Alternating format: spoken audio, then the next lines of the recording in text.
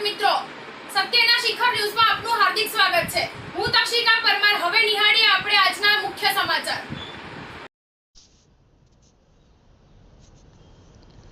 આજે માનવ સેવા ટ્રસ્ટ દ્વારા દર મહિનાના ત્રીજા રવિવારે અનોખા ઓપરેશન તેમજ સર્વરોગ નિદાન કેમ્પનું આયોજન કરવામાં આવેલ હતું, જેમાં આજના દાતા તરીકે સ્વશ્રદ્ધાબેન સુભાષભાઈ બકોત્રા હસ્તે સુભાષભાઈ નારાયણભાઈ બકોત્રા, આચાર્ય શ્રી ગણોત પ્રાથમિક શાળા વેદ સુભાષભાઈ બકોત્રા, પ્રેરણા સ્ત્રોત ડોક્ટર અર્જુન બાબરિયા સાહેબ રહ્યા હતા।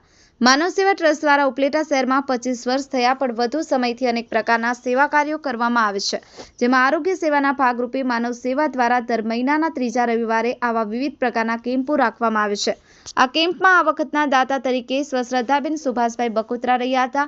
આ કેમ્પમાં ખાસ કરીને રાજકોટથી પધારેલા ચાંદનીબેન ઉપાધ્યાય તેમજ દિનેશભાઈ ખક્કર, પ્રોફેસર હીરાલાલ મોરી સાહેબ તેમજ આંખના ઓપરેશન માટે રણછોડદાસ આશ્રમની ટીમ ખાસ હાજર રહ્યા હતા।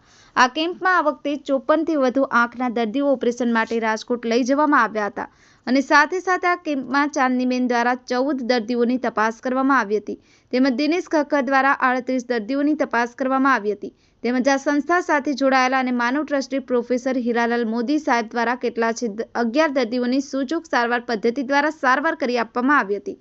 આ કેમ્પમાં કુલ 200 થી વધુ દર્દીઓને આ સેવા કેમ્પનો લાભ લીધો હતો તેમજ આ કેમ્પમાં ખાસ આ સંસ્થાના મુખ્ય ટ્રસ્ટી અને દાતા ડોક્ટર અર્જુન સાહેબ બાબરિયા તેમજ માનવ સેવા ટ્રસ્ટના ભૂમિદાનના દાતા સામાજિક અગ્રણી સંજયભાઈ માકડિયા, કાનગડ સાહેબ તેમજ ડાંગર સાહેબ, ઝાલા સાહેબ ઉપસ્થિત રહ્યા હતા। આ કેમ્પમાં કાર્યક્રમનું સંચાલન આનંદભાઈ બાવરિયા તેમજ દિનેશભાઈ કણસાગરાએ કર્યું હતું। આ કાર્યક્રમને સફળ બનાવવા માટે લાલજીભાઈ રાઠોડ, ગોવિંદ સાહેબ ધામેચા, કેશુબાપુ સિણોજિયા તેમજ ગિરીશભાઈ રાણવા, દિલીપભાઈ મહેતા, રમેશભાઈ આહુજાએ ખૂબ જ જહેમત ઉઠાવી હતી અને આ કાર્યક્રમને સફળ બનાવ્યું હતું। આ કાર્યક્રમના ઉપલેટાના 4 સમાજ શ્રેષ્ઠીઓનું જાહેર સન્માન કરવામાં આવ્યું હતું, જેમાં ઉપલેટા શહેરમાં સરકારી હોસ્પિટલમાં ખૂબ જ સારી સેવા આપતા ડોક્ટર મહેન્દ્રભાઈ વાળા સાહેબ તેમજ ડોક્ટર હિતેશ કાલરિયા સાહેબ તેમજ સમીર પટેલનું સન્માન કરવામાં આવ્યું હતું।